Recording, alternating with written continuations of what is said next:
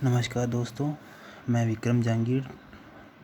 आज मैं read batch के और मैथ्स की क्लास स्टार्ट करने जा रहा हूँ। मैं आज पहला टॉपिक अपने स्टार्ट करते हैं, वर्ग और वर्गमूल। वर्गमूल ये अपने बेसिक मैथ्स के अंदर भी आता है और ये रीड बैच के अंदर भी आता है। रीड के अंदर भी अपने इसको पढ़ते हैं, क्योंकि रीड का ये सबसे पहला टॉपिक है। अपने इसको पढ़ेंगे आज। तो इसके अंदर स्टार्ट करते हैं अपने पहले वर्ग और वर्गमूल को पढ़ते क्यों हैं, मतलब इसकी क्या ज़रूरत हुई, क्यों पढ़ते हैं। अपने देखे पहले स्टार्ट करते हैं। कोई अपने वर्ग दिया है, ये वर्ग और ये वर्ग अलग अलग है। इसके अंदर इस वर्ग के क्या है, अपने इसका एरिया निकालती है। ये मान लो अपने को भुजा दी हुई है 10 सेंटीमीटर, ठीक है। 10 सेंटीमीटर दी हुई है, तो इसकी अपने वर्ग निकालने के लिए क्या करते हैं, इसका सूत्र होता है वर्ग का भुजा स्क्वायर। तो भुजा कितनी है अपने इसमें 10 है, तो इसका 10 की स्क्वायर, तो मतलब 10 × 10 इक्वल टू 100, यानी 100 सेंटीमीटर स्क्वायर। तो ये कैसे हुआ, इसको अपने इस वर्ग का क्षेत्रफल निकालने के लिए इसका यूज़ किया भुजा स्क्वायर का। तो मोस्टली अपने वर्ग का यूज़ होते हैं क्षेत्रफल, वर्ग का क्षेत्रफल निकालने के लिए। अब अपने देखते हैं वर्ग कौन कौन से होते हैं, या क्रमागत वर्ग कौन से हैं।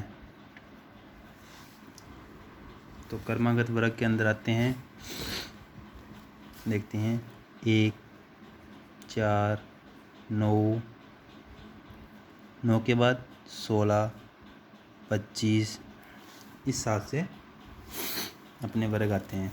तो अब देखते हैं ये वर्ग आते कैसे हैं। स्टार्ट करते हैं अपने वर्ग निकालना। अपने मोस्टली 1 से 25 तक वर्ग, कोई भी परीक्षा हो अपनी, रीट या कोई सामान्य पटवारी या कोई भी हो, उसके अंदर अपने कम से कम 1 से 25 तक अपने, जैसे बैंक की परीक्षा, एसएससी की, सब में वर्ग आपको आनी चाहिए। आपको वर्ग कहाँ तक आनी चाहिए, कम से कम अपने इसका ज़्यादा नहीं तो 1 से 25 तक तो वर्ग ज़रूर याद होनी चाहिए अपने। इसमें 1 से 25 तक कैसे निकालेंगे, अपने कुछ तो अपने याद होते हैं। जैसे 1 का निकालें, 1 × 1 equal to 1, 2 × 2 equal to 4, 3 × 3 equal to 9। इस हिसाब से अपने 4 × 4 16, 5 × 5 इक्वल टू 25। और देखिए इसके अंदर अपने सारे वर्ग अपने लिख लिए। ये अपने ये देख सकते हैं आप, 6 का, 7 का, 8 का, ऐसे अपने वर्ग लिख लिए। अपने लिख लिए 20 तक वर्ग। अब इसका आगे निकालने अपने वर्ग को, ये अपने नॉर्मल याद हो जाते हैं, लगभग याद होते ही हैं सभी बच्चों को। इसके बाद अपने आगे के थोड़ी दिक्कत करते हैं। 21 × 22, 23 × 23, 24 × 24, 25 × 25, 26 × 26, 27 × 27, 28 × 28, 29 × 29। और अब इसमें क्या है, अपने मोस्टली तो 25 तक याद करने होते हैं, लेकिन अपने देखते हैं इसके अंदर ये 5 अपने आप याद होते हैं। इसके अंदर ट्रिक क्या है, अपन देखते हैं। पहले स्टार्ट करते हैं 21, 4, 2 बार 4, फिर 5 2 बार, फिर 2 बार 6, फिर 2 बार अपने 7, फिर 1 बार 8। क्यों, अपने पता है 30 का होता है 900 पूरा। अब क्या है, अपने देखते हैं पहले यहाँ तक। यहाँ देखते हैं 21 का होता है 441, 22 का होता है 484, 23 का होता है 529, 24 का होता है 576, 25 का होता है 625। अब आपने आगे देखो, आपने आगे स्टार्ट क्या करना है, ये तो है 625। अभी क्या है, इसके नीचे कितने बच्चे में, 1 2 3 4, 4 बच्चे में। अब ये तो 25 हो गया। अब इसके ऊपर के देखो, ये कितने बच्चे में, 1 2 3 4, क्यों, इसके बाद 20 आ गया, इधर आ गया 30। अब इसके बीच के देखो, ये कितने बच्चे हैं, 4, 1 2 3 4, और ये कितने हैं, 1 2 3 4। अब अपने क्या करेंगे, ये बाकी जो रकम है यहाँ पे लिखो, 676, यहाँ पे लिखो 729, ये 784, ये देखिए, इस हिसाब से अपने इसको लिख सकते हैं। और इस अपने मेल 25 तक याद किए, लेकिन इसके बाद ये 5 अपने आप याद हो जाते हैं, अपने इसको याद करने की ज़रूरत भी नहीं पड़ती अपने को। अब आगे देखो, इसके अंदर अब वर्ग और वर्गमूल का ज्ञात करने के सूत्रों के हिसाब से अपने कुछ गुणधर्म होते हैं इसके, वो गुणधर्म अपने के हिसाब से निकाल सकते हैं। अपने देखो मेनली क्या है, 1 का 1, 2 का 4, 3 का 9, 4 का 16, 5 का 25, 6 का 36, 7 का 49, 8 का 64, 9 का 81, 10 का 100। अब अपने देखते हैं, ये मेन अपने 10 ही क्यों लिखे हैं, क्योंकि हर संख्या जो कितनी बड़ी संख्या हो, लेकिन उनके लास्ट में ये तो होंगे। अगर ये होंगे तो ये भी होंगे उनके लास्ट में। ये लास्ट इकाई का अंक तो उनके होगा ही होगा। अगर क्यों, इसके अलावा कोई अगर और संख्या हो सकती है लास्ट में, क्यों, ये 10 संख्या होती है, मतलब इसको ये 0 होता है, 10 की जगह 0 होता है, बाकी ये संख्या होती है। अब इनके पीछे अगर ये 1 होगा तो 1 आएगा। अब इसमें देखते हैं लास्ट में क्या है, इसमें लास्ट में क्या है, 1 2 है, नहीं है 2। अब इसका गुणधर्म लिखते हैं अपने,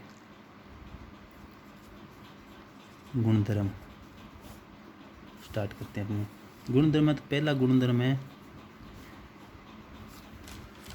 पूर्ण वर्ग संख्या है ना, जो जैसे मतलब पूर्ण वर्ग, ऐसे तो कोई भी संख्या हो सकती है, लेकिन जो पूर्ण वर्ग संख्या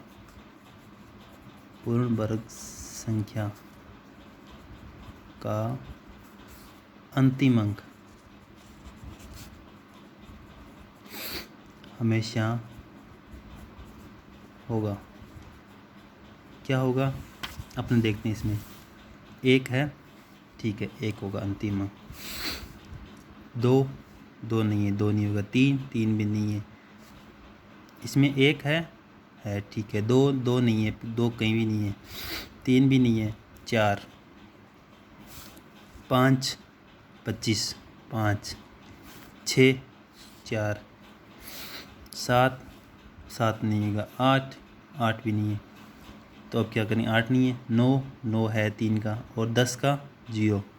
अब ये हमेशा ध्यान रखना, कोई भी वर्ग या वर्गमूल निकालो, उसके अंदर कोई अपने 4 ऑप्शन दिए हो, उसके अंदर अंतिम अंक इनके अलावा जैसे 2 3 और 7 और 8 हो, तो वो ऑप्शन अपने डायरेक्ट काट सकते हैं, क्योंकि वर्ग का कभी अंतिम अंक ये 2 3 7 8 कभी नहीं होता। उसके अलावा दूसरा गुणधर्म देखते हैं। जैसे एग्जांपल लीजिए, अपने को 22 का देख लीजिए। 22 का क्या होगा, 484। अभी अपने निकाल के देखा है, ये क्या है, 4। कोई भी संख्या आप निकाल लो, इन्हीं में से, इन्हीं 6 शब्द अक्षरों में से, ये 6 अंकों में से ही ये वर्ग का अंतिम अंक होगा। आप किसी का भी निकाल लो। और एक बात और, इसका अंदर आप 1 का 2 का, जैसे 3 का ये निकाल रहे हो, जिसके अंतिम अंक 4 के आगे 6 है, तो हमेशा कोई भी संख्या हो, कितनी बड़ी संख्या हो, 44, इसका वर्ग निकाल लो, आगे अंतिम अंक 6 ही होगा। क्यों होगा, क्योंकि हमेशा ये ही फिक्स रहते हैं, ये बदलते नहीं हैं। अब दूसरा इसका गुणधर्म है, इसको अपने एग्जाम्पल से भी करेंगे। और दूसरा गुणधर्म है, जीरो जो पूर्ण वर्ग संख्या होती है उसमें जो जीरो यानी शून्य वो वर्ग करने पर हमेशा दुगनी होती है।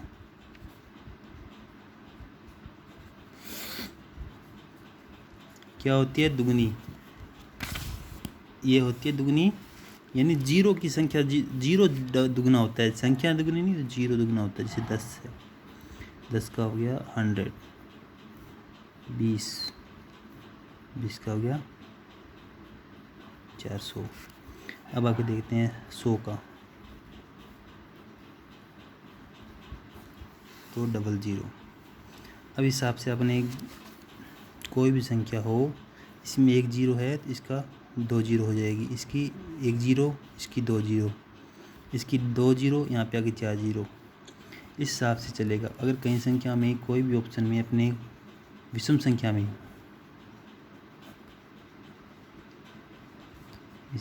में जीरो नहीं होगी।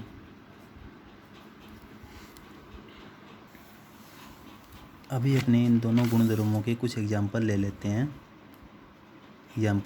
इसमें अपने देखते हैं 15, 22, 44।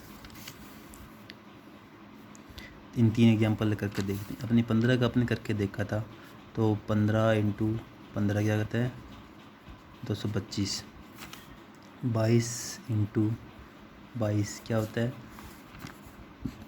484। 44 इंटू